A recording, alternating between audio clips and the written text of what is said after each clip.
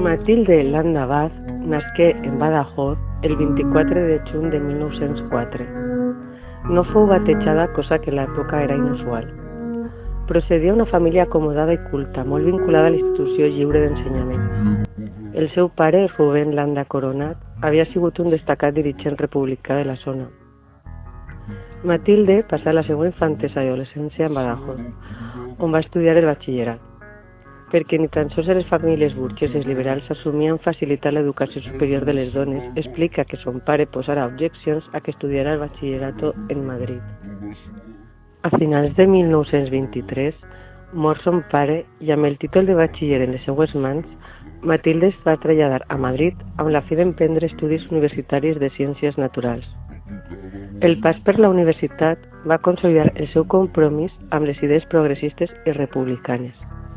Treballà en un laboratori amb el doctor Gonzalo Rodríguez Lafora, un prestigiós neuròleg deixeble de Ramon y Cajal en els anys 1935 i 1936.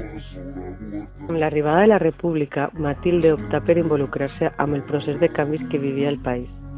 I tras el fracassat moviment revolucionari d'octubre de 1934, es va afiliar al Socors Roig Internacional, una organització la comesa de la qual era canalitzar l'ajuda provinent de partits i sindicats de l'Esquerra Internacional. Posteriorment es va afiliar al Partit Comunista d'Espanya. Tras el cop d'estat militar de juliol de 1936, es va enrolar en el batalló femení del 5è regiment junt a la fotògrafa Tina Modotti.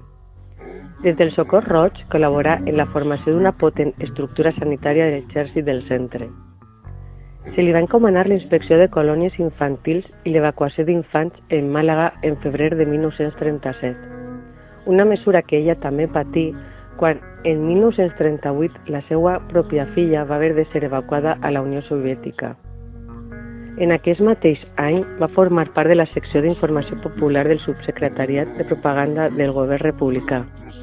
Va recórrer en aquells dies nombroses ciutats de la península, en les quals organitzà conferències per alçar la moral als combatents republicans. Allí és on va conèixer a Miguel Hernández, qui li va dedicar el poema A Matilde. A Matilde, de Miguel Hernández. En la tierra castellana el castellano caía con la voz llena de España y la muerte de alegría. Para conseguir la libertad de sus hermanos caen en los barbechos los más nobles castellanos. No veré perdida España porque mi sangre no quiere. El fascismo de Alemania junto a las encinas muere. Para hacer cenizas la ambición de los tiranos caen las trincheras los más nobles castellanos. Españoles de Castilla y castellanos de España, un fusil a cada mano y a cada día una hazaña. Voy a combatir al alemán que nos da guerra hasta conquistar los horizontes de mi tierra, diu el poema que Hernández dedica a Landa.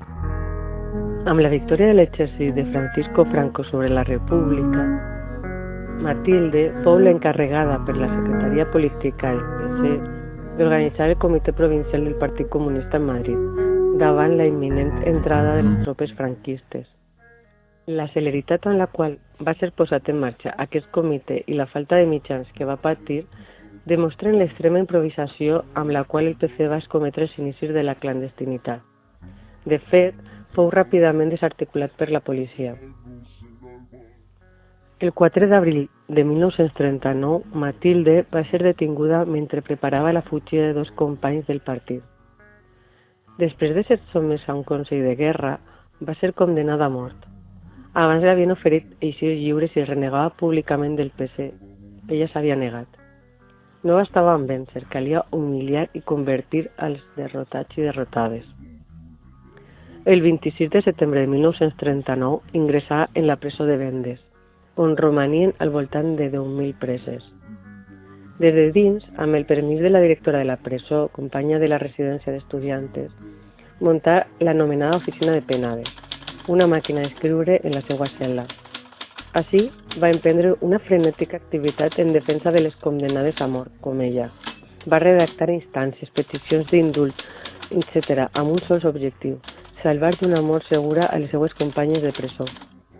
Matilde aconseguiria que les recluses pogueren obtindre el més bàsic dels seus drets, el de la comunicació. Condenada a la pena màxima, gràcies a la persistència de la seva germana Ida, un any més tard se li va commutar la pena de mort per la de 30 anys de reclusió, que havien de complir-se fora de la península. Era estiu de 1940. Se li va traslladar a la presó de Palma, possiblement una de les més terribles presons de dones de la postguerra espanyola, caracteritzada per la massificació i la pèssima alimentació. Al igual que en les vendes, Landa es va convertir immediatament en un referent ètic bàsic per a les preses, encapçalant les accions de resistència que es desenvolupaven en el penal. La seva significació política va determinar que les autoritats religioses de la presó s'interessaren de manera molt especial per la seva conversió al catolicisme. Landa es va convertir llavors en l'objectiu propagandístic de l'Església Balear. El seu bateig seria una gran arma propagandística i minaria la moral dels i de les vençudes. Així, des de 1941 s'inicià una brutal pressió. Matilde fou apartada de la resta de preses i sols podia parlar amb Bàrbara Pons, d'Acció Catòlica, qui s'encarregava de que finalment acceptara la conversió al catolicisme. Poc abans es va produir el cas d'una altra dirigent asturiana que terminà per batejar-se i que va escriure el llibre Jo vaig ser marxista, en el que rebutjava tot el seu passat socialista i republicà. Le dedicaren la portada de la revista Redenció, que se distribuïa entre els i les preses de les presons de l'estat espanyol. Lo que pretendia el règim era repetir la jugada a Matilde, però ella preferí la mort. La dictadura franquista amenaçà la dirigent comunista que en cas contrari les criatures de les preses del penal de Mallorca anaven a passar més fam si cap de la que ja passaven, si no es batejava. Matilde va triar els seus principis. El 26 de setembre de 1942, dia que estava prevista la cerimònia de baptisme, Landa es va precipitar per la terrassa cap al pati interior de la presó. Es va suïcidar. En els 45 minuts que va durar l'agonia de Landa, completament inconscient, les autoritats eclesiàstiques d'Illes Balears van aprofitar per batejar-la en artículo mortis. Minuts abans del seu suïcidi, Landa escriví una carta a la seva filla on de manera encoberta es va acomiadar d'ella. La cerimònia del seu bateig ja estava preparada. Avui és el gran dia, diuen. Doña Bàrbara, altres senyors d'Acció Catòlica i les mongetes caminaran remuntant amb el triomf. El dolor del pit no em deixa pensar, Carmencilla, però no crec que l'oli al camp forat alleuge el meu sofriment, perquè un altre dolor més profund és el que m'acuita. No puc veure sense plorar els rostres d'aquests xiquets als quals amenacen amb deixar sense llet si jo no em convertisc, prosseguís la missiva.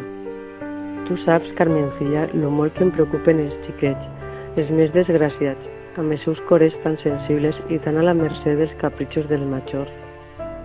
Però no puc acceptar-ho. Seria com prostituir-me.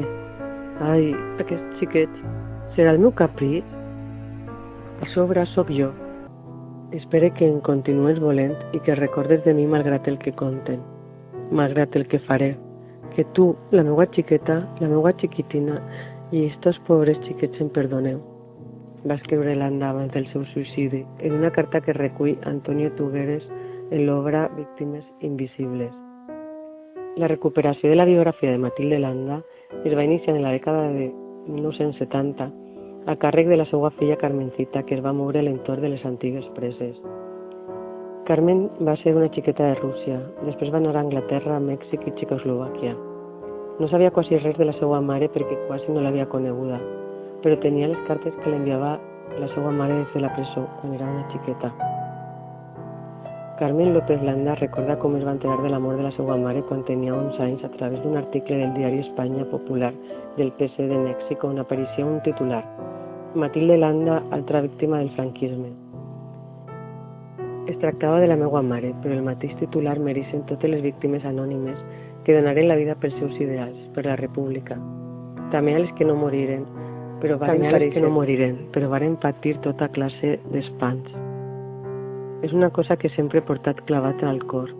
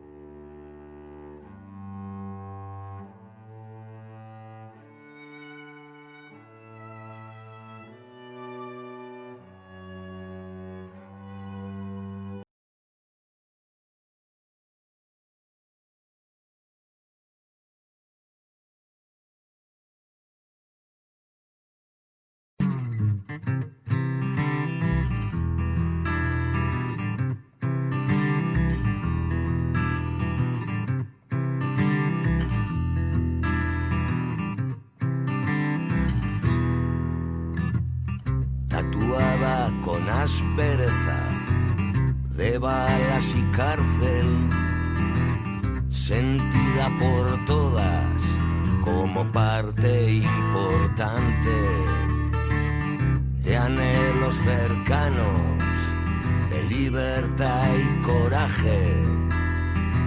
Has llegado más lejos que el viento, que fugitivo te llevó con él, te llevó con él.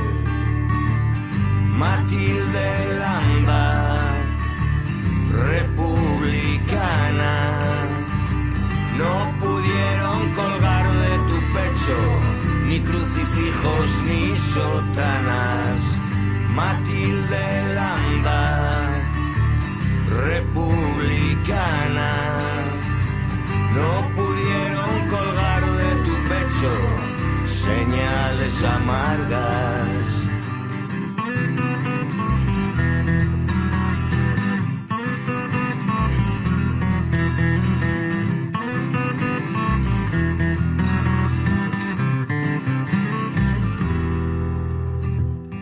Qué irónica es la vida, que por un lado seas consuelo para muchas y a la vez la soledad te acompaña en cada lágrima.